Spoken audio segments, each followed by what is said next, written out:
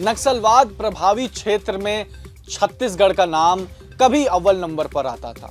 अब पहले और दूसरे चरण में छत्तीसगढ़ की 4 सीटों पर मतदान होने के बाद अब पूरा फोकस बची हुई 7 सीटों पर है। प्रचार चरम पर है। कांग्रेस की तुलना में बीजेपी ने 3 गुना अधिक चुनावी सभाएं की है।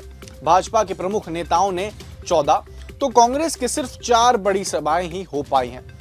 ये पहला चुनाव है जब बस्तर में बिना चुनावी हिंसा के चुनाव हो रहा है। तीसरे चरण में 7 मई को जिन 7 सीटों पर वोटिंग होगी वहां 168 उम्मीदवार मैदान में हैं। इस चुनाव में कांग्रेस ने महिलाओं को न्याय गारंटी योजना के तहत 1 लाख रुपए देने का फॉर्म भरवा दिया है। वहीं बीजेपी ने 70 साल से अधिक उम्र के बुजुर्गों को फ्री इलाज देने का फॉर्म भरवा दिया है। कोरबा और जांजगीरी को लेकर कांग्रेसी बहुत ज्यादा उत्साहित है। कांग्रेस की सांसद ज्योत्सना महंत कोरबा से जीत की राह तलाश रही हैं, लेकिन बीजेपी की सरोज पांडे ने मुकाबला रोचक बना दिया है। शेड्यूल कास्ट यानी एससी बहुल जांजगीरी के पूर्व मंत्री शिव डहरिया से कांग्रेस को बहुत ज्यादा उम्मीद नजर आती दिखाई दे रही है।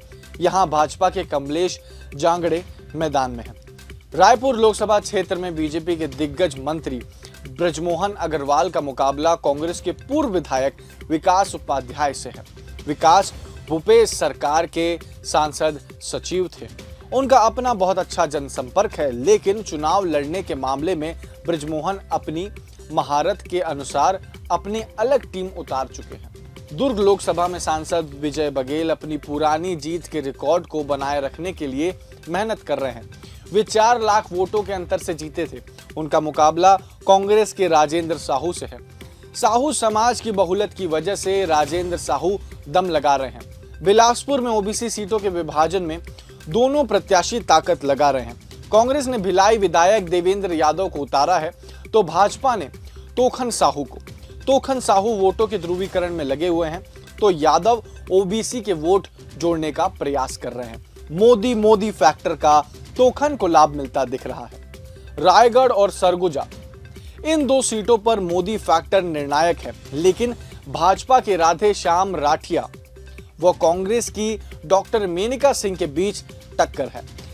बीते विधानसभा चुनाव में बीजेपी ने सरगुजा की 14 सीटें जीती थी। बीजेपी ने कांग्रेस से आए चिंतामणि महाराज पर दांव खेला है। उनका सामना कांग्रेस की शशि सिंह से है।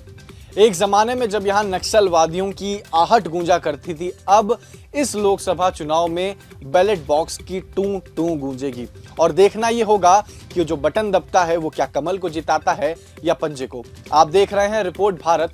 नमस्ते, मैं हूं आकाश पांडे। और वीडियो देखने के लिए रिपोर्ट भारत को सब्सक्राइब करें।